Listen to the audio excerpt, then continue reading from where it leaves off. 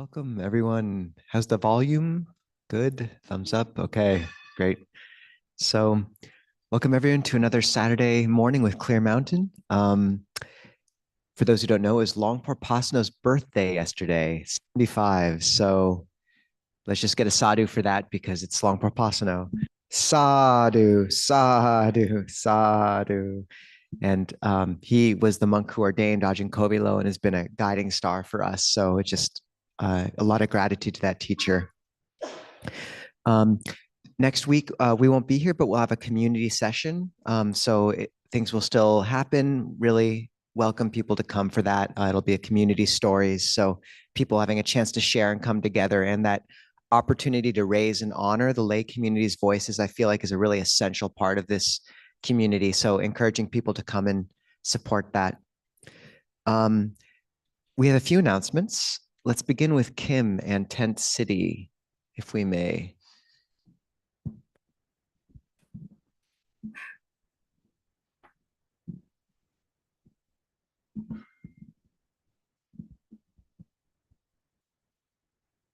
Hey everyone. So Willery has been in contact with St. Mark's and the Tent City organizers, and we have an opportunity to support Tent City if anyone feels drawn to. I'm going to read you the list of things that they currently need. It's also printed out on the back table if you want to have a look. And if you have any supplies to donate to them, somebody is staffing the sort of tent city table 24/7. So things can be brought just whenever you have them. So currently, they are needing things like tents and tarps, sleeping mats, cots, sleeping bags, blankets. Building supplies are always needed. Kitchen supplies like can openers, tinfoil, saran wrap, paper plates, etc. Canned and non-perishable food products, bottled water and other beverages, toilet paper, cleaning supplies, and hygiene products. All sort of camping supplies, flashlights, batteries, battery-operated fans, things like that. So if you would like to support the folks at Tent City, can think about making a donation of any of those things. Sadhu. So St. Mark's hosts Tent City part of the year, and it's a really beautiful opportunity for us to cultivate giving and support that. So there'll be a list. The list that Kim just read will be back on the book table if you want to see again what they need, or if you can't find the list, just go back there and ask what they would like. Apparently, popsicles during summer days are also appreciated. So if you ever want to bring popsicles to them. Also, we are just to make an announcement as we haven't for a while. If you haven't tuned into our kind of online offerings, we really try to make this community as inclusive and available as possible, even for those not here or not on Saturdays. So just consider looking at clearmountainmonastery.org for access to the Discord server, where there's a group of people holding 5 precepts and a daily practice who can be supportive in that sense. And also just a wider group of practitioners, the WhatsApp group newsletter, and Wednesday evening live streams and daily sits, morning and evening. So we just really want to make this kind of community as supportive as we can, even though we only get to meet in a gym once a week. So we're really trying to kind of allow this community to grow despite the lack of a physical location. So those are resources. As the Clear Mountain community grows, we have really discerned a need to empower the lay community more to help and assist and be a voice for the monastics and for the community itself. So in the interest of that and protecting the monastics as well in terms of preserving our ability to meditate and not email all the time, we're creating a new role called the Sangha coordinator. And this will be 3 individuals in Seattle who basically serve to steward this community in a large sense, to be in contact with the monastics and help keep sort of bird's eye view and accountability in the wider sense. So it's a very key role, probably up there with board member, maybe requiring about 4 to 5 hours per week. If you want to or interested in helping us in this way and supporting the Sangha in this way, there is a description, detailed description of the role back on the book table. And I just posted it to WhatsApp and Discord. So if you're interested, email friendsofclearmountain@gmail.com. That's friendsofclearmountain@gmail.com, just with your interest, and we'll get back to you. But as the community grows, this is a really kind of key component of making sure we can hold that growth in a healthy and beautiful way. And it's a beautiful opportunity to be a part of, this kind of growth of Dhamma in the West. Yeah, yeah, and that's for those in Seattle. Um, so I think now we will chant. If we could turn to page 95, um, what we'll do is we'll chant just one section of the Noble Eightfold Path. If you're joining on Zoom, you'll find the link to the chanting book in the chat, or in YouTube, it'll be in the YouTube description. So page 95 of the Amaravati chanting book. We'll begin with the definition of right effort, sama vayamo. So this is line 2, katamocha. And we'll stop at the bottom of page 97 after mindfulness. Katamocha bhikkhave sama vayamo. And what bhikkhus is right effort? Ida bhikkhave bhikkhu. Anupananang papakanang akusalanang dhammanang anupadaya. Here bhikkhus a bhikkhu awaken zeal for the non-arising of unarisen, evil unwholesome states. Chandang janeti vayamati viriyang arabati chitang bhaganhati padahati. He puts forth effort, arouses energy, exerts his mind and strives. Upannanang papakanang akusalanang dhammanang pahanaya. He awakens zeal for the abandoning of arisen, evil, unwholesome states. Chandang janeti vayamati viriyang arabati chitan bhaganhati padahati. He puts forth effort, arouses energy, exerts his mind and strives. Anupananang kusalanang dhammanang upadaya. He awakens zeal for the arising of unarisen wholesome states. Chandang janeti vayamati viriyang arabati chitan bhaganhati padahati. He puts forth effort, arouses energy, exerts his mind and strives. Upananang kusalanang dhammanang titiha asamosaya piho bhavaya vepulaya pavanaya paripuriya. He awakens zeal for the continuance, non-disappearance, strengthening, increase and fulfillment by development of arisen wholesome states. Chandang janeti vayamati viriyang arabati chetan bhaganhati padahati. He puts forth effort, arouses energy, exerts his mind and strives. Ayang Vachati bhikkhave samavayamo. This bhikkhus is called right effort. Katamacha bhikkhave samasati. And what bhikkhus is right mindfulness? Ida bhikkhave bhikkhu kaye kaya nupasi viharati. Here bhikkhus a bhikkhu abides, contemplating the body as a body. Atapi sampajano satima, ardent, fully aware and mindful. Vinaya loke abhija domanasam, having put away covetousness and grief for the world. Vedana suvedana nupasi viharati. He abides contemplating feelings as feelings. Atapi sampajano satima, ardent, fully aware and mindful.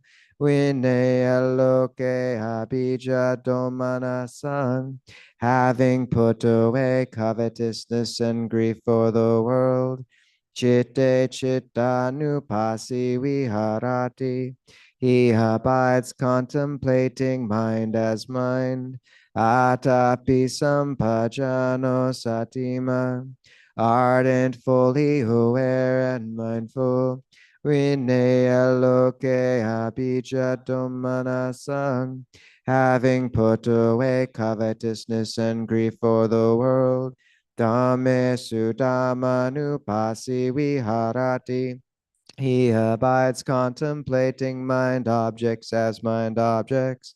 Atapi sampajano satima, ardent, fully aware and mindful.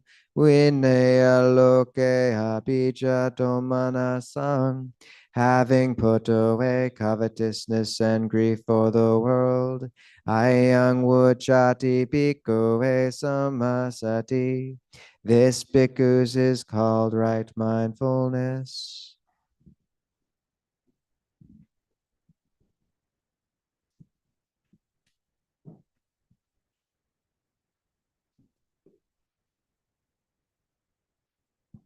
Okay, so we can all sit together for a bit, about 15 or 20 minutes.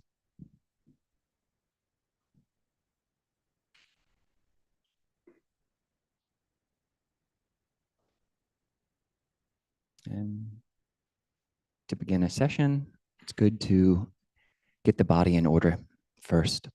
So setting the body upright, allowing the spinal vertebrae just to stack on top of each other and letting the skull just balance on top. You can imagine a invisible string just pulling us up from the top of the head. And around this central upright core, all the rest of our muscles can just totally relax.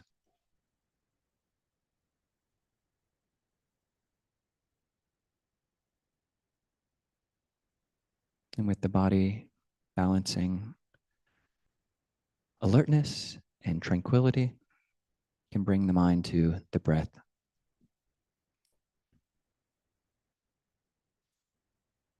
Just starting off, focusing on each and every in-breath and each and every out-breath. The full in-breath, beginning, middle, and end, and the full out-breath, beginning, the middle, and the end.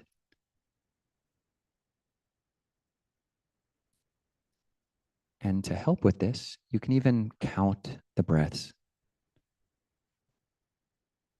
This is a really helpful aid to prevent the mind from wandering. Just with every in-breath in your mind, you can count 1. Every out-breath, 1. And then 2, 2, 3, 3. With each in and every out-breath, just counting up to 10. And then when you reach 10, you can count back down. So in-breath 10, out-breath 10, in-breath 9, out-breath 9.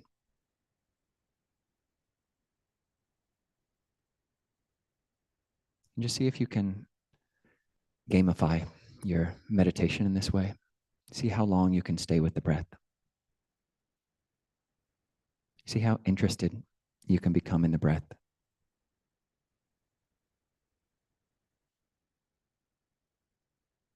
And you'll probably find that, like a friendship, the more attention and care, circumspection that you give, the more the friendship can give back. So just staying with the breath like this.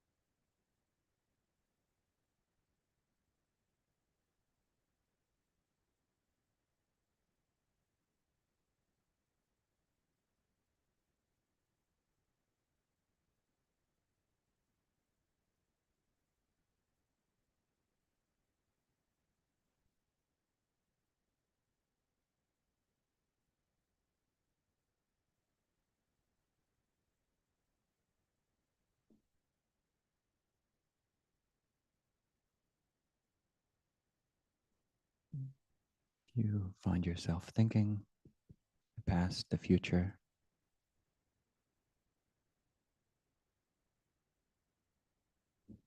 just realize the breath is still here and start with one again,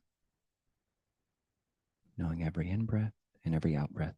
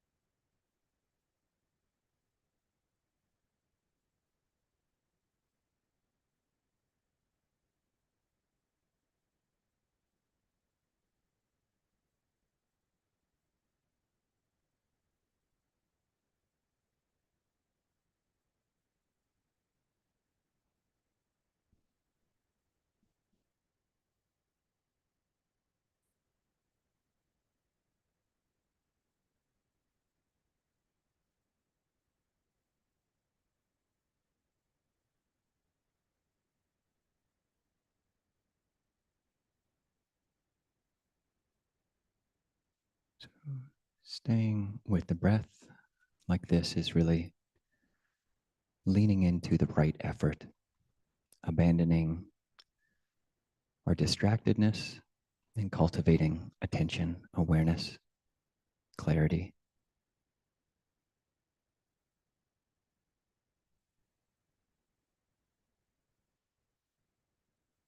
For the last couple minutes of this session, would invite people to lean into the direction of right mindfulness that is just knowing mind as mind.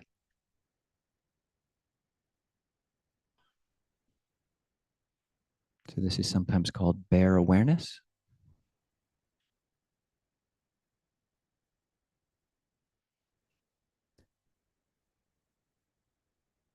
And to do this, you might just ask yourself, am I aware? Is there awareness?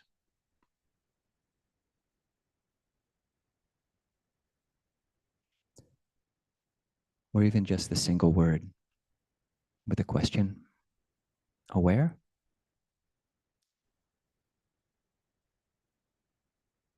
And what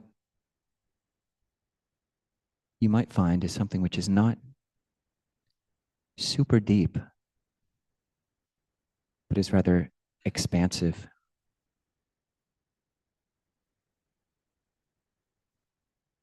Even surface.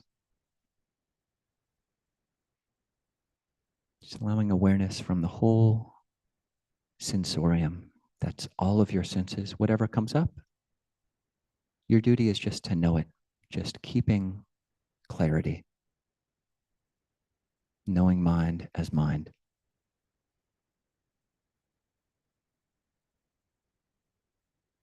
Aware?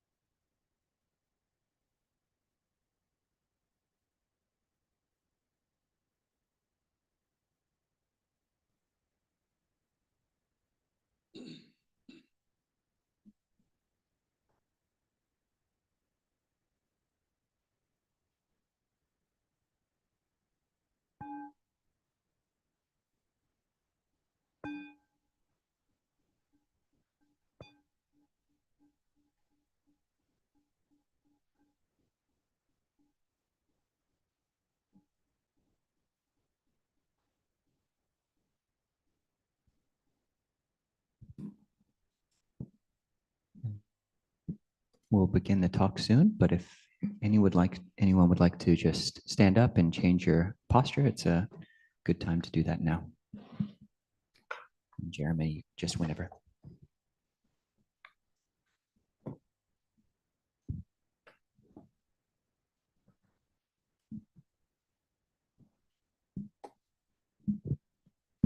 Brahma chaloka dipati sahampati katanjaliyan adivarang ayachata santi dasata parajaka jatika dese tu dhammang anukampi mang pajang.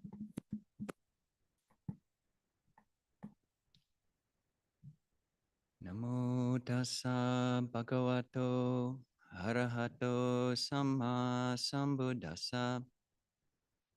Namo tassa bhagavato arahato samma sambuddhassa. Namo tassa bhagavato arahato samma sambuddhassa.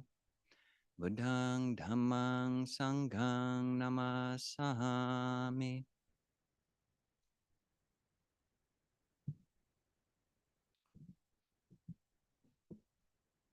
So welcome everybody. So hopefully that guided meditation made sense to people. Really leaning into what can be conceived of as almost the two metta skills of Buddhist practice. That's metta with a single A, these overarching skills, those being knowing and letting go. So the right mindfulness, that second part of the meditation where we just opened up and just whatever arises, whatever is manifesting, whatever is coming up, existing, what's happening in our minds, we just watch and we know that. And it's good to be able to practice that skill and to know how to shift into that accepting way of being, whether it's in meditation, because sometimes you can't manipulate the mind past a certain point. Or actually, that's always true. There's always a point past which you can't manipulate the mind. So being able to shift into this accepting mode, just bare awareness, knowing mind as mind.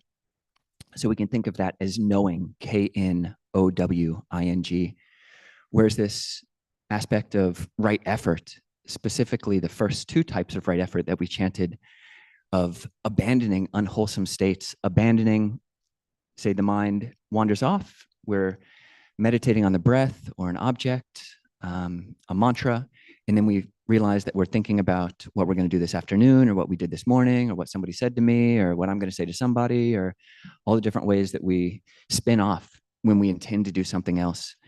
Being able to say, oh, actually, no, I have an intention. I'm going to come back to that. And that's another capacity of the mind to abandon, to stay with one object. And you can think of that as knowing, N-O-I-N-G. So knowing with a K and knowing with an N. And different schools of Buddhism or different schools of meditation philosophy will lean heavily, some of them, into one or the other, saying that the whole of the path is one of just stopping evil, unwholesome states, as we chanted, or on the opposite side of that, cultivating wholesome states. And you have other schools of Buddhism or Hindu thought, Advaita thought, which say, no, it's all about just knowing, K-N-O-W, just knowing. If you just know, then everything will abandon, all the unwholesome things will just leave of their own accord because everything's impermanent. But the Buddha says that there's a time for both, and being able to realize what the time for each of those is and being able to do that shift, have that metacognition of what's the right time for what. Manipulating, it's not the best word, but coaxing and forming and molding our existence and inclining our existence. This is a word which the Buddha used a lot. The Sanskrit Pali root is ni or na. It's the same root for bowing, which means to bow or to lean into. So there are all these verbs which the Buddha used of inclining the mind, leaning the mind, directing the mind in a certain direction. So that's what we can do. But we can only direct so far. And then, yeah, the mind will rebel if we try to push it too hard. The mind will just crack if you try to press it past the point that it's able to be molded.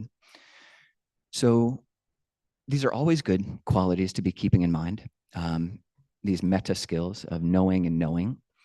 And I thought specifically to bring them up, they've been coming to mind for me because, as Ajahn Nisabo mentioned last week, Last Sunday was the beginning of what is sometimes called, I think even on the Buddhist Wikipedia page, it's called Buddhist Lent, Lent, so like the Catholic Lent, but it's called the Vassa, which means the rains retreat. So it's a period of time, which from the time of the Buddha till present day, in India and other places in Southeast Asia, it's the monsoon season, it's rainy, and it just makes sense that the Buddha prohibited monks and nuns from traveling during 3 months of the rainy seasons, which started last Sunday. So we can travel some, like Ajahn and I are going on a camping trip on Monday, but it's only 3 days. The Buddha said we couldn't travel more than 7 days during this rains retreat. So it's a period of stability. This is a Catholic monastic virtue of stability. You just stay in one spot. And the Buddha didn't prescribe that all the time for monastics, but sometimes for these 3 months, we stay in one place and we cultivate our practice more deeply and more intently. And traditionally, so Ajahn Nisabo and I, even though this is not the rainy season in Seattle, certainly not in California, we still keep these 3 periods as a period of focused study and focused meditation. So we did that. We entered the rains. We have a formal ceremony that we do. And it's traditionally a time when people kind of up their game. You try to up level your practice, specifically by maybe making some kind of determination, even some kind of vow or strong aspiration for your practice. And that quality in Pali is known as aditana. Aditana. It literally means ta. Ti is the root, which means to stand. And adi is it just amplifies that quality. So it's really taking your stand. You're making a specific determination. I'm going to stand with whatever you aditan. So that's the verb in Thai. So people during these 3 months will say, for these 3 months, I'm going to meditate X hours per day. For these, so that can be for monks, for lay people. For these 3 months, there are some people who find benefit in not lying down at night. It's a pretty extreme practice, and it's definitely not right, I think, for most people. We did it at Abhayagiri, where I was ordained. We did it every single week for like 7 years. I did it, and I think I never enjoyed it. I think there was one time when I enjoyed it because I was at a different monastery, and it wasn't just like 4 hours of sitting before midnight and then another 3 or 4 hours after midnight, but it was like interspersed with almost like monastic games. Like we chanted something for an hour, and then we, sat, and then we talked, and then whatever. But yeah, so it's not for everybody, but for some people, yeah, experimenting with these different aspects of practice and habits. This is something which is important for all of us. Yeah. All of the spiritual life isn't just knowing with a K, because there are aspects, habits that we have bad, which cause us to suffer. And there are habits which we have good, which when we do them, lead us to suffer less. So while I don't think habit is an exact translation of the Pali word kamma or karma, which just means action in a Buddhist context, and the Buddha says, what is karma? Karma is intention. Intention over time is habits. So our actions become our habits. Our karma becomes our habits. Habits are karma instantiated over time. So it's important to pay attention to habits. And there's a lot written in Western circles about habit formation, positive habit formation.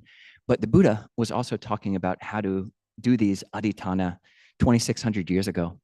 So one really useful framework he talked about is 4 types of aditana, which you can translate as strong determination or aspiration or even vows. 4 types of these vows or strong aspirations, or 4 aspects of any aspiration. And those are wisdom or panya, satya or truth, chaga, which is letting go, and upasama, which is peace. So wisdom, truth, letting go, and peace. Wisdom, truth, letting go, and peace. And as a mnemonic, if you don't know that word yet, it's a good one. It's not Buddhist. It's just a memory aid. So a good memory aid, which I've thought of for this: wisdom, truth, letting go, and peace, is wise troops ladle peas. Wise troops ladle peas, as in, like, we can all think of ourselves as an army of the Dhamma, an army of light. And rather than just gobbling down all of our peas, we ladle them so we don't choke. Wise troops ladle peas. So that first quality is wisdom, or panya. And this is really important. And I think most people here just probably we're all old enough to see how inspiration and having high ideals, that's not enough. That's not enough just to have high ideals and to be inspired. You need to be wise about how you implement your inspiration and your ideals, because there are so many ways they can go wrong if you just don't bring discernment, knowing the situation. The Buddha in another place talks about 6 or 7 different types of intelligence. There's knowing the Dhamma, there's knowing the benefit, what your aim is, there's knowing yourself, there's knowing what's timely, knowing what's the right measure, knowing the group you're in, knowing the time and place, basically all of these different aspects of temporal intelligence and interpersonal intelligence, Dhammic intelligence. But all of these are aspects of wisdom. And we bring that to our determinations. So if you're going to determine, and again, this works not just in Buddhist circles, you need to have wisdom with any kind of goal or vow that you're going to set, whether that's for diet or for exercise or health. These are all things, which are very good in Dhamma circles, but not at all limited to that. But within these, say, Buddhist circles, different vows that you might want to make, I would challenge everybody is today, maybe even right now, consider for the rest of this talk, and maybe even limit yourself. Okay, so I'll be talking for another 15 minutes, 20 minutes, and just within this amount of time, see if you can come up with a determination, a vow, an aspiration, an adhitthana in these 3 realms: the realm of generosity. How can you be more generous? Okay. The realm of morality or virtue or precepts. How can you be more integrated, bring more integrity to your life? Where that's the 5 precepts: not killing, not stealing, not lying, not doing sexual misconduct, not taking intoxicants. That's the second realm of morality. And the third realm is meditation or bhavana, cultivation. How can you make wise, truthful, letting go, and peaceful determinations, aspirations to be more generous, to be more moral, and to meditate more, to bring more cultivation to your life? And that's the challenge. That's going to, and specifically, this is something which, you'll find in kind of modern advice about habit creation is SMART goals. This is another acronym, another mnemonic: SMART. So specific, measurable, actionable, realistic, and timely. So come up with goals for your giving, which are specific. I'm going to, every time I come to a gathering on Saturday, I'm going to bring 1 dish. I'm going to bring at least 20 calories worth of food to share with the community. And I invite you to bring more, because that won't go very far. That's just one. And you have to be creative. That's the great thing about aspirations, determinations. You have to bring your own creativity to it, because only you, really only you, know you in all of your conditions. Even an arahant, a fully enlightened person, a Buddha might be able to know everything about you and your conditions, but even a fully enlightened person, otherwise, they don't know all your conditions. You have to make your own SMART, specific determinations. So specific, measurable. How are you going to measure your generosity and your precepts and your meditation? So one measurable goal, being wise about it, could be, I'm going to meditate every day, keeping things realistic, measurable, 5 minutes. I'm just going to meditate every day for 5 minutes in the morning. So specific, I'm going to do that at right when I wake up. I'm just going to sit right up and I'm going to meditate for 5 minutes. So specific, measurable, it's actionable.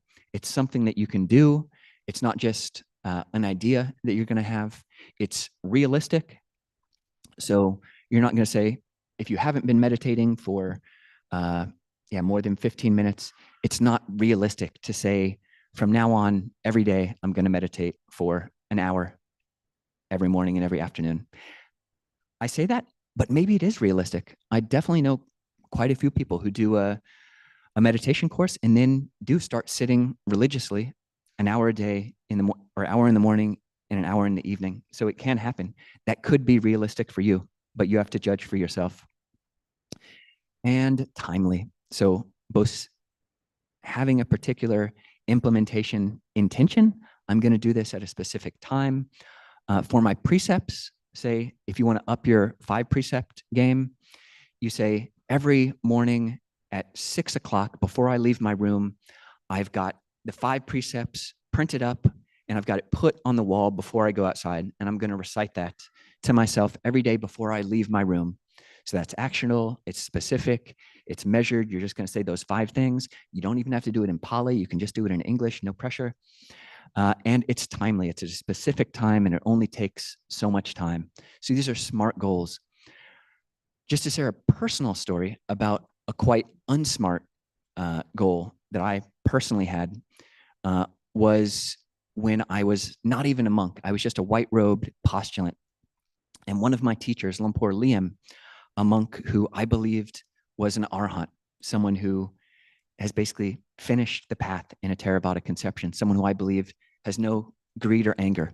So this is somebody who I hold in very high esteem. And he was visiting a Abhayagiri at the time.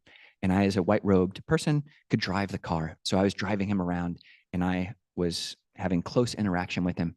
And one morning I got very inspired and I had been thinking about it for a while. And I was thinking, sometimes if you visit monasteries or you've hung around these circles long enough, you'll learn that monks eat. We don't eat afternoon, but there are certain things that monks and nuns can eat afternoon, such as dark chocolate or even gummy bears. And as a young idealistic postulant, I thought, gummy bears, monks, nuns, come on. You are just sugar bad, sugar no good. All this excusing yourself. No way. I'm going to do no sugar for 1 year. That was my heart. And I'm like, that's so inspiring. I wasn't even Kovilo yet. I was Ian. I'm saying, Ian, that's so inspiring in my mind.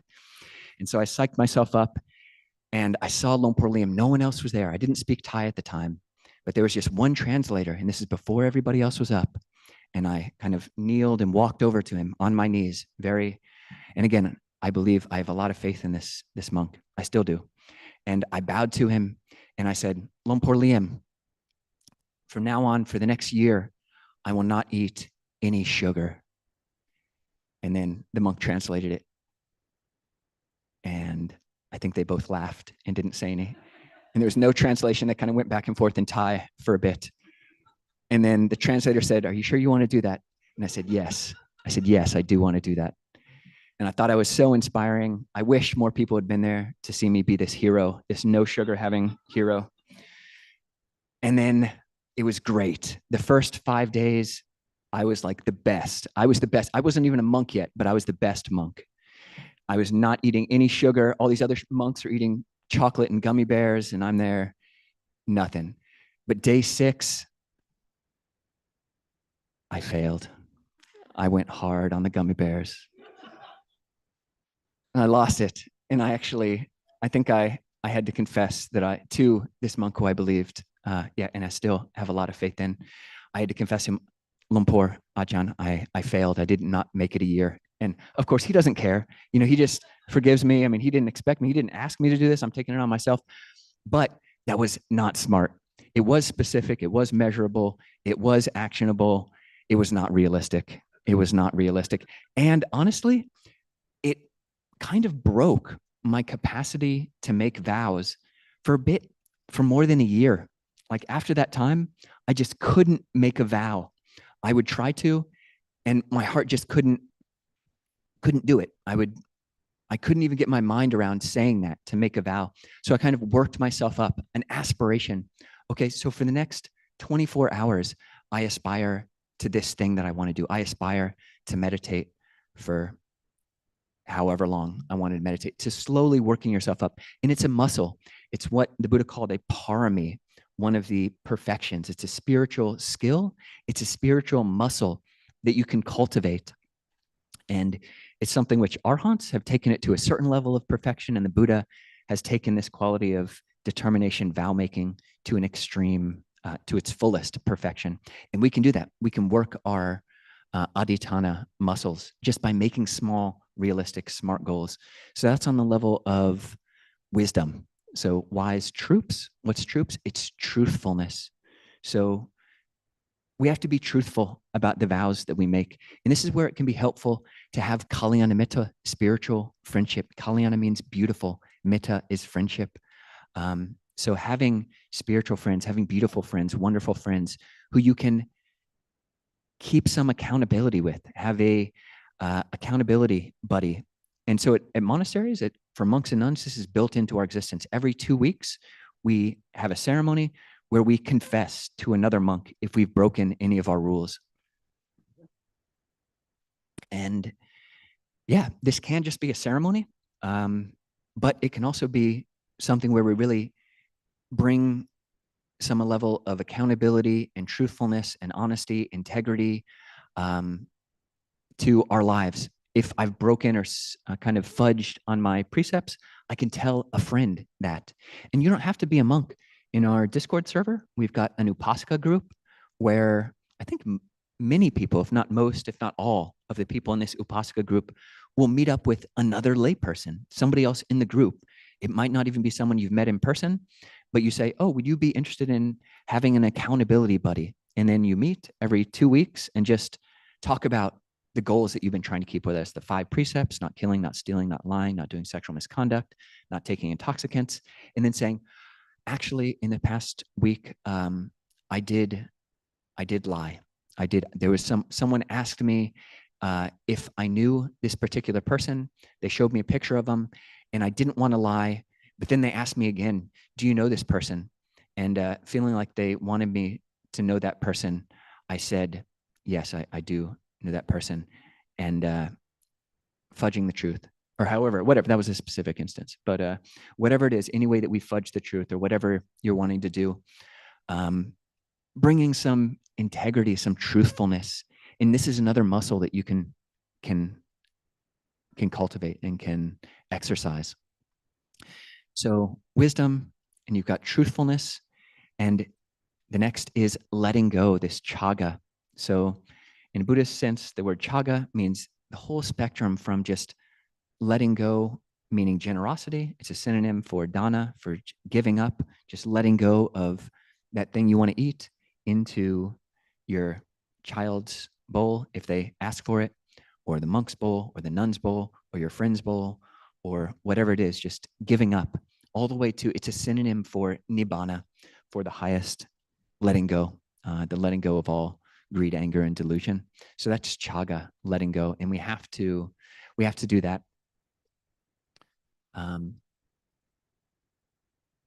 Yeah. I'm just going to give you another mnemonic because I love them. So this is one which I learned from a very good book called Atomic Habits by James Clear, which I'll recommend to everybody. It was not paid. I'm not getting any kind of endorsement. We don't use money, but it's a great book. I've read it, listened to it multiple times. And one kind of insight that he has, the idea of atomic habits is to have a habit which is realistic and small. So atomic in that small, circumscribed sense. And yeah, letting go in a way which is to induce this level of letting go, making habits which are OAES, OAs. So obvious, attractive, easy, and satisfying. So it kind of sounds like always, always. Obvious, attractive, easy, and satisfying. So on this level of right view, where you're trying to cultivate wholesome mind states, and yeah, to cultivate wholesome mind states, wholesome habits, such as you're wanting to increase the amount for these 3 months, you're wanting to tap into this 2,600 years of momentum. There have been monastics of every gender, lay people of every gender, making habits to increase the amount of meditation that they do every day. So for these 3 months, I'm going to increase this and making that habit obvious, attractive, easy, and satisfying. So how do you make your inspiration to increase the amount of meditation that you do obvious? One thing you could do is buy a meditation mat, minimalism is great. If you have a blanket, that can be a meditation mat. This thing we're sitting on right now, it's a blanket. So having something that you sit on, whether it's a meditation mat that you paid hundreds of dollars for, or a blanket that you've paid whatever for, folding it up, putting it someplace obvious in your house, in your room. It's the first thing you see. For the last, basically most of my monastic life, in my room, the meditation mat is foregrounded. We have a principle, some of us in the monastery, is when someone comes into your hut, into your room, they shouldn't be able to know where you sleep. So what does that mean? We sleep on the floor. There's a rule about not using higher luxurious sleeping places. And so once we wake up, there's no bed, but we do have bedding. We might use like a thermarest or just a big mat, just hang it up, put it in the closet, and then nobody knows where you sleep. And there's a level of mystery and intrigue, and you can feel cool about yourself because you're doing like something that's unique. And so yeah, no one knows where you sleep, but foregrounding in the rooms that I've lived in and many other monastics live in, this meditation mat and the cushion are right in the middle of the room. So it's obvious. This is the center of my life.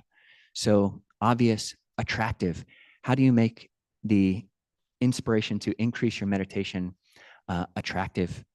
You can have like a board with all sorts of inspiring things, like a vision board next to the meditation mat. You could, be creative. Make it easy. Don't try to do too much. Just say 2 minutes. This 2-minute rule. This is another thing in Atomic Habits. Just 2 minutes. Start off. If you don't have a meditation practice, or even if you do you have one in the morning and the evening? If you don't, in one of those, add just 2 minutes in one of those slots, or midday. Okay, that's easy. Come on, 2 minutes. It's easy. Obvious, attractive, easy, and satisfying. Smile. At the end of your practice, smile, practice a little bit of loving kindness. It's satisfying. You're doing something that's good for yourself and good for the world, good for your family, good for your friends. It's satisfying to do that. So always obvious, attractive, easy, and satisfying. So that can bring a level of letting go. It makes letting go be easier. And then the level, we've got wise, troops, ladle, peas, and peas is peace. So just bringing this level of knowing, you have to be able to do this because we're not all G.I. Joe. We're not all Barbie all the time. We are humans. We're all fallible, and we can only do what we can do. And it's good to push that. Most of the time, we don't know how much we can do. So pushing these limits, but at some point at the end of the day, you have to make peace with where you are, with where our conditions have brought us. So yeah, those 4 qualities, hopefully everybody knows them. Maybe what's the first quality? You can all say it out loud. Yes, wise, troops, ladle, peas. Yes, wise, truth, letting go, peace. So bringing these aspects of determination, and do it. And how did you do with your challenge? Have you found ways that you can bring more generosity and virtue and meditation to your life specifically? And so in the talk there, and would love to open things up to questions. And if anybody has come up with this is another way to bring some accountability. If you say what your aspiration is out loud, then everybody knows and they might ask you about it next time you see them. So feel free. This can be a chance for you to say your goal, and then you'll be held to it by all of these nice people here. So in the talk.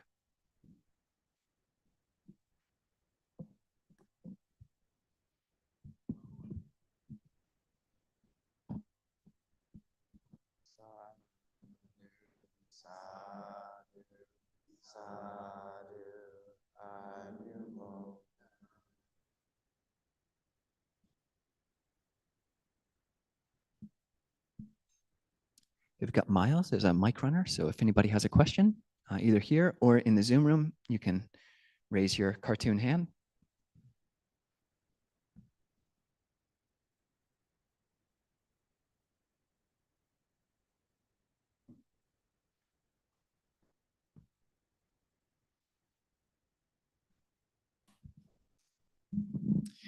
Hey, this is Scott. I have two questions. One is letting go. I didn't really understand exactly what you meant. The letting go of what? And then the second question I have is you talked about at the very end of the meditation was knowing the mind.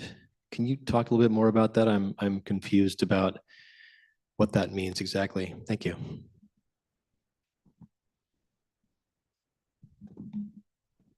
Yeah, the letting go is crucial for any habit formation, whether that's positive habit formation or negative habit abandonment. If it's a positive habit, you're going to have to give up, let go of whatever you're doing instead of spending the time and using the resources that you need to do that good habit. You're going to have to give up that extra bit of YouTubing, or give up that extra bit of fill in the social media here. And with a bad habit, it's more obvious what you're going to have to give up is just giving up the bad habit, giving up smoking, drinking, whatever it is. It's like hurting your own health and your relationships and your own relationship with your mind. And on that level of mind knowing mind, I think for some people, there's an immediate understanding of what that means. And for some people, there's not. And that's totally okay. And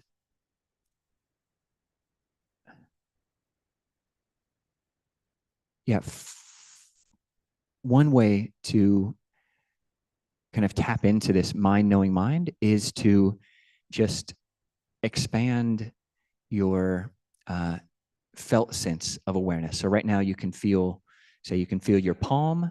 You can feel your palm. If you bring your awareness to it, you can feel your feet. You can feel your knees. You can feel the top of your head. You can feel your shoulders, and you can feel the back of your head. And is there any porousness? Is there any kind of fuzziness around that? Can you actually feel where you stop and the world begins from a first person perspective? And that can shift you into this awareness of space that from a first person felt Vedana perspective, yeah, my whole awareness of my body feels more spacious, and that can bring you into a more spacious sense of the mind. So I'm not just, the mind is not in the head, but the head is in the mind. The mind is not in the body, but the body is in the mind. So that those two phrases in themselves can be a koan that might be able to bring you to that space that's being pointed to. I just think Ajahn Kovilo pointing to the aspect of mind knowing mind and letting go is helpful in terms of the skillful phrases. There's a bhikkhu named Bhante Nyanananda who compares, in Buddhism we have the chitta, which is sort of, Ajahn Sucitta compares it to the palm of the hand.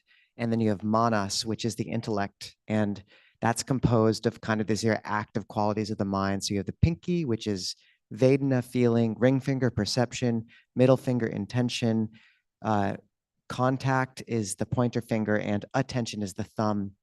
And these things grab objects and press them to the palm, the chitta, which is sort of the heart or the subjective quality to taste it. And I think a lot of times meditation is seen as grabbing object after object, breath, a word. And for me, what Ajahn Kovilo is pointing to, and what the third foundation points to, is it's really important sometimes to just let the hand fall open and feel a breath of spaciousness, and not to be grasping an object, but just to let the chitta be open and calm and relaxed. And it's really good to find a skillful phrase for that. So the ones Ajahn Kovilo is pointing to with, the bodies and the mind just expands. But also, if people are familiar with Longpo Sumedho's phrases, one really useful phrase is, it's like this. It's like this. And there's another great phrase he says, it's never been more like this than it is now. Or just any of the Four Noble Truths, like, oh, this is suffering, or just labeling like anger, sadness. And somehow that brief, once you get the right shape in your hand, like, oh, this is anger, you can just let it go and just relax back into that relax. So for me, that has the quality of mind knowing mind, in the sense of it just doesn't have an object. So somehow the chitta is a lot more open to its own taste.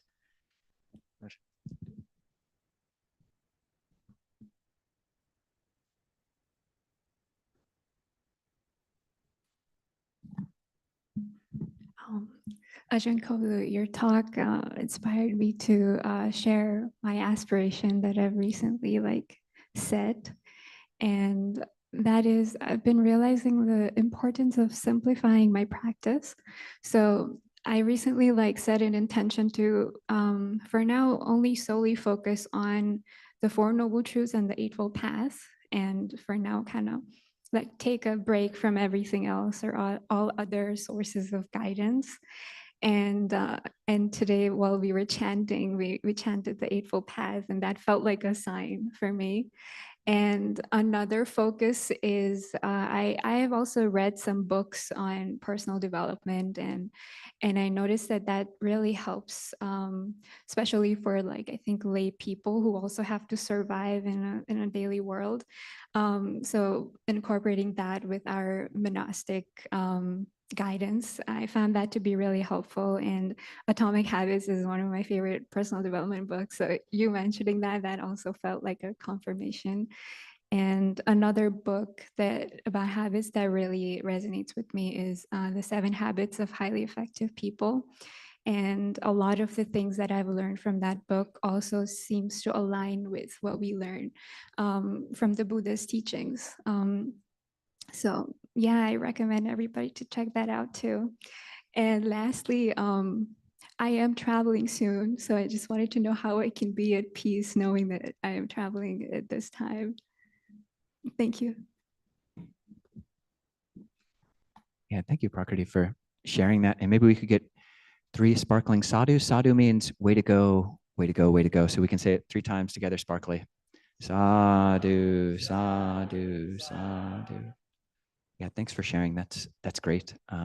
It's inspiring. There's this kind of positive feedback loop when you hear about other people making intentions. So, and just being at peace with traveling. This mind knowing mind practice can bring some measure of peace for that, because wherever you go, there's your mind. So, yeah, seeing if that can make sense for you and be meaningful for you. But I'd be curious, Ajahn, if you have any more specific.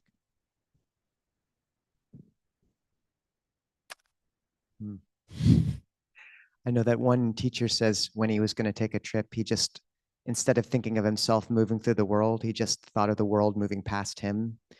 Longpo Sucitta says after a while, time stopped being relevant, and just the sense of the chitta changing or unchanging. And I think really noting what you've come across with your practice, I know how much you've founded yourself this last year in this path, and all these external shifts of country or job or relationship are so minor in the scheme of things compared to having contacted the Dhamma. So you're going nowhere. You found your home. Just like make sure to meditate every day, bow in the morning and evening. And yeah, know you've entered a lineage much older than this lifetime. So for me, there's comfort in realizing you're not, you know, yeah, the wandering you did before this is much, much more than you are doing now, no matter where you go. Judith, I think, had one. We have two people online. Let's if get you Judith wanted- first. She's been Okay, raising her hand. Yeah.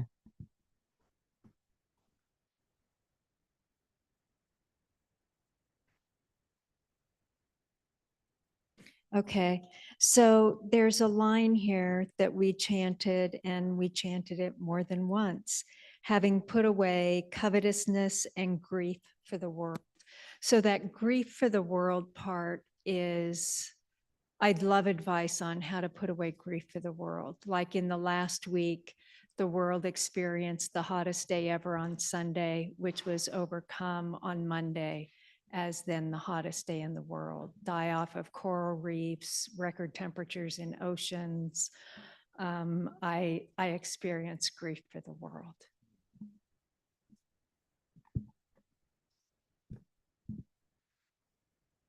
Part of that is beautiful and something you really want to protect. I mean, it points to, it's mixed up.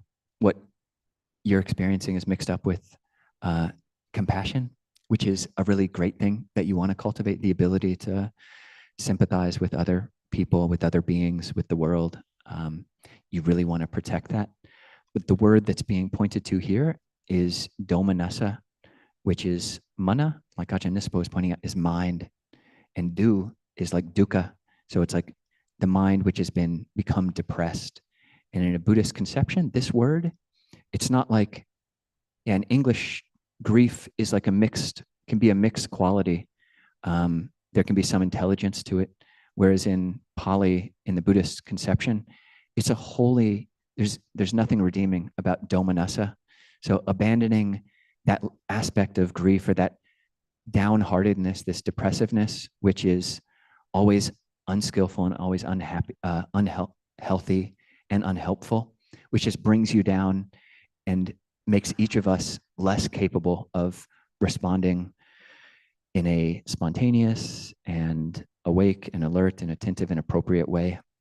So the more that we can cultivate, the more that you can cultivate and lean into that compassion and lean away from that domanassa, this kind of downheartedness, then being able to parse those out, then things will get brighter, and you won't have lost any of your capacity to touch into the dukkha, the suffering of the world.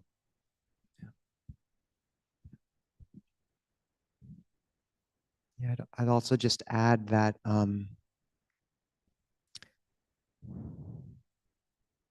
the Buddha spoke about 4 kinds of kama: bright, dark, both bright and dark, and then neither bright nor dark. And neither bright nor dark is the karma of the path towards the end of kama. And there's a cycle called transcendent dependent origination, where dukkha leads to a faith and a search.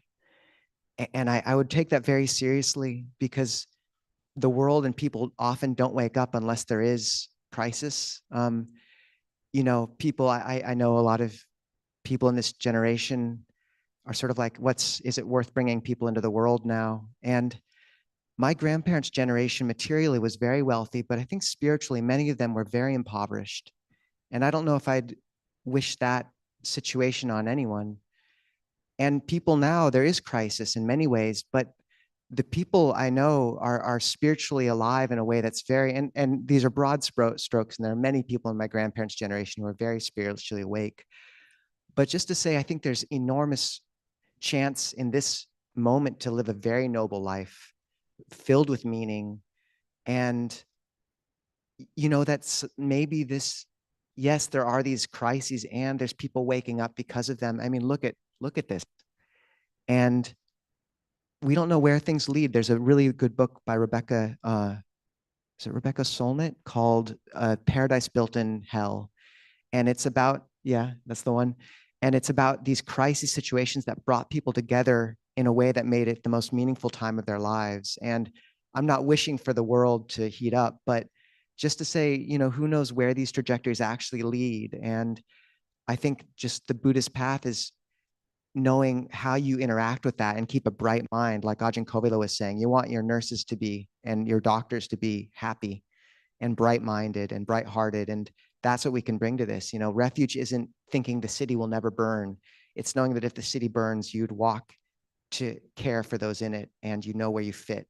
And that's what these refuges can give us, I think. So, but yeah, you're not alone in that one. So thank you. Maybe the questions on Zoom.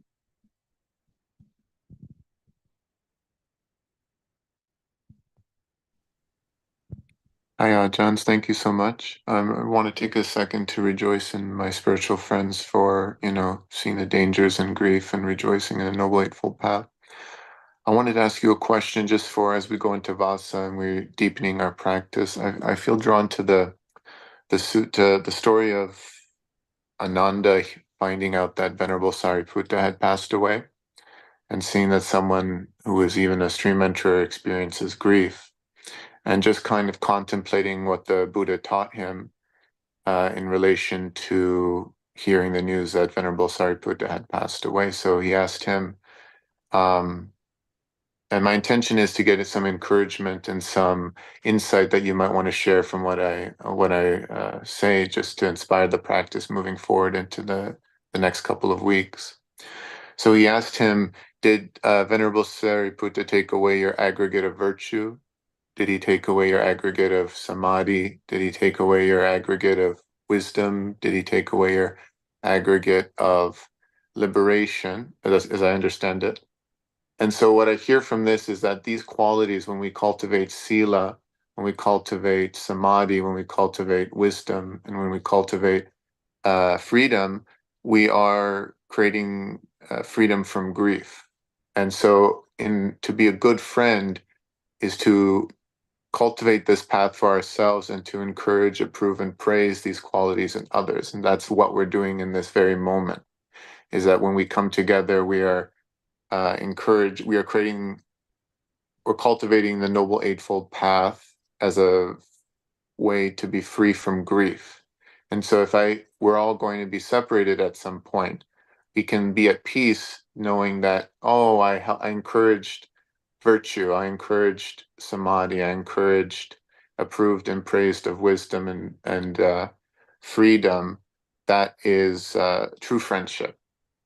And is there anything that this might inspire in you that would be good for me to hear for my practice going into solitude?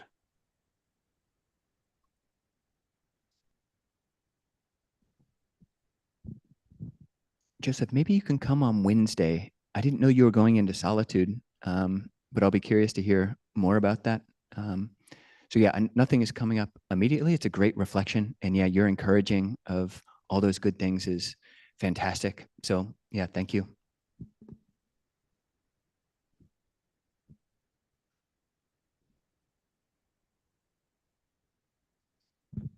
And if we did want to, I can't see who that next person is, but.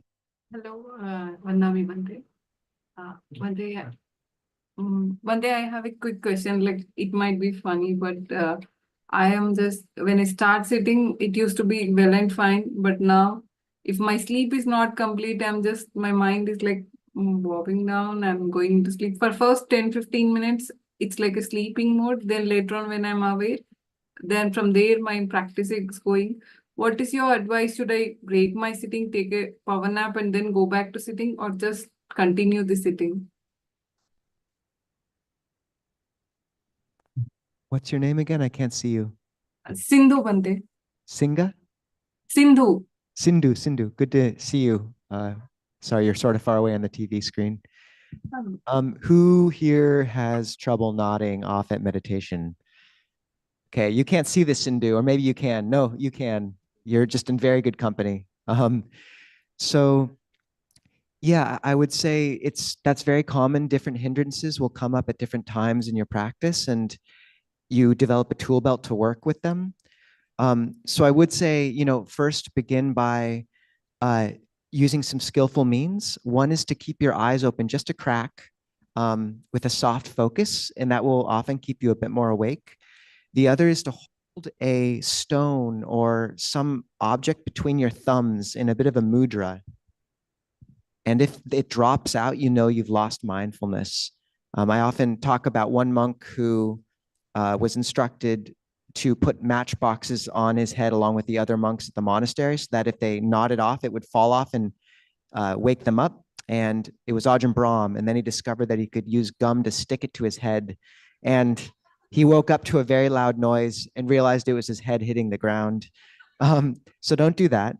But you could try balancing something on your head. I would also use in those situations, maybe lean away from the breath and using the nada sound, the sound of silence, that subtle ringing below your auditory landscape. If you've never managed to find it, you can Google a small booklet by Ajahn Amaro called Inner Listening, or just put in earplugs, or when you're calm, search for that subtle ringing. And it's the auditory equivalent of the perception of light and can really wake you up quite a lot. The other is to use active meditations like metta instead of the breath. The other is to use, do a bit of chanting or walking meditation, take a cold shower. But finally, if none of that is working, I do find sometimes just a power nap of 5 minutes. Set your alarm for 5 minutes, lie down, and then right when it goes off, just get right back up and start meditating again. And that can be a last resort, which can be effective. So yeah, you're in good company and you just have to develop a bit of a tool belt for that and make sure you're getting enough sleep too. That's relevant. Ajahn, Yes. anything? Yes, Bante. Bante, just what I would like to add here, like today's Dhamma talk of Bante is very inspiring in a sense. Bante advises us to take at least 2 minutes of meditation, at least 2 minutes. It is very inspiring. Even 2 minutes can change our state of mind. Thank you, Bante. Thank you Yes. all.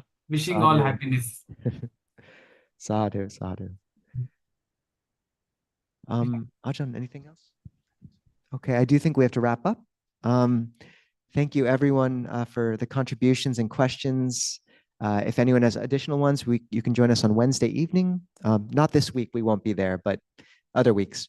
There will still be a Wednesday, but it'll be hosted by someone else, basically.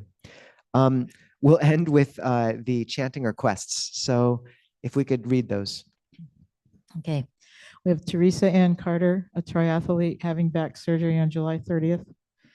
Ashley Clark recently passed from a fentanyl overdose. May she find peace in the next life. Sindura's mother is medically serious, wishing her happiness and peace. To all beings, including Devas and Nagas, please spread wishing all happiness and peace. Guda Suresh, Sunita Savankumar, Sneha Samvega Sindhu, wishing all happiness and peace. Dandi Ganesh, Sunita, Sunny, Nishita, and Vika, wishing all happiness and peace. To Brooks, Mark's grandfather, Ellen's husband, who's nearing the end of his life possibly, or is ill. Ellen, who's going through chemo. Do we have any other names people would like to bring into the space? Avery, suffering from heart problems, health problems. Mark in the hospital with a leg infection. Awa's father, Ted. Josh, who passed away from cancer. Patty, Kirk, and family.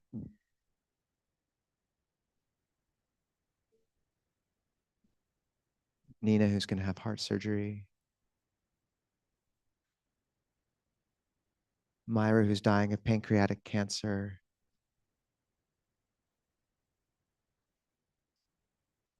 Andrea, who's struggling to find her way. Julius sprained his ankle and is depressed.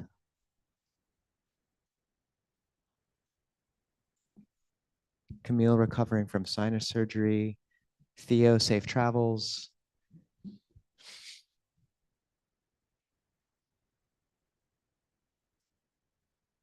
Xavier and all other young people who have been killed by gun violence. We have Ajahn Akalo's sister with a brain tumor. Ajahn Achalo's sister with a brain tumor. Okay. Kamala and Donald. Sadhu. Absolutely. Beautiful. So turn to page 33 and let's hold all these people in our hearts and dedicate the goodness of our practice to them. Page 33.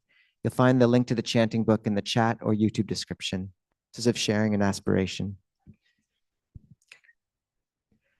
Now let us chant the verses of sharing and aspiration. Through the goodness that arises from my practice, may my spiritual teachers and guides of great virtue, my mother, my father, and my relatives, the sun and the moon, and all virtuous leaders of the world, may the highest gods and evil forces, celestial beings, guardian spirits of the earth, and the Lord of death, may those who are friendly, indifferent, or hostile, may all beings receive the blessings of my life. May they soon attain the threefold bliss and realize the deathless through the goodness that arises from my practice. And through this act of sharing, may all desires and attachments quickly cease, and all harmful states of mind, until I realize Nibbana in every kind of birth. May I have an upright mind, with mindfulness and wisdom, austerity and vigor. May the forces of delusion not take hold, nor weaken my resolve. The Buddha is my excellent refuge. Unsurpassed is the protection of the Dhamma. The solitary Buddha is my noble guide. The Sangha is my supreme support. Through the supreme power of all these, may darkness and illusion be dispelled. Okay, so there's time for coffee and a gathering afterwards. And just to note that, we do have these beautiful potlucks that are just completely optional after the gatherings, but really consider bringing dishes and contributing to them. This is a chance to cultivate generosity and give. The Buddha said, if beings knew as I know the results of giving, they never would eat without first having given. So it's a really important thing to cultivate is generosity in this way. Everything here is free. The book's in the back. Please take as many as is useful. As usual, we encourage people to, the first person you speak to, try to have it be someone you haven't spoken to before. And once again, we have the Sangha coordinator role description for those interested in Seattle in contributing to the Sangha in this key way. The description is on the back table and on our WhatsApp and Discord, and you can email friendsofclearmountain@gmail.com if you're interested. And Brianna put those descriptions together, so that was very helpful. And finally, if you're on Zoom, consider sticking around and you can have Zoom coffee hour together. And Ajahn Kovilo has one more announcement before we all bow together for those who want. Just as you're talking with one another, even with people who you've only just met, please do consider talking about your determinations and aspirations just to encourage one another if you're so inclined. That wasn't the announcement. The announcement is that one of the members of our community, it was Rick, helped do the printing of these, actually, 2 volumes. So these are a book which a couple of myself and another monk put together, basically collections from the Pali Canon. This one is called Thus You Should Train Yourself. It's all about knowing with an N. And this, the well-being cascade, this is all about knowing with a K. So great passages. The Buddha wrote them. I just did the translation, put them together, and Rick printed them. And if anyone's interested, we've got bunches of copies in the back, like all the books, they're for free distribution. But one way that the Buddha praised, one way of giving is giving with one's own hand. So I would love if anybody wanted to receive one or would allow me to give one to you personally, people can just come up after we bow, and I'd love to give a copy of each or one if you've already got the other. So,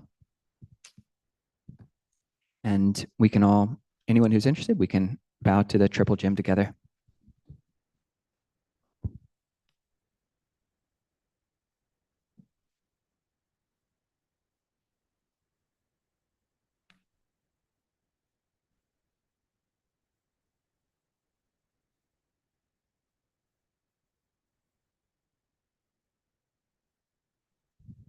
And wave goodbye to Zoom.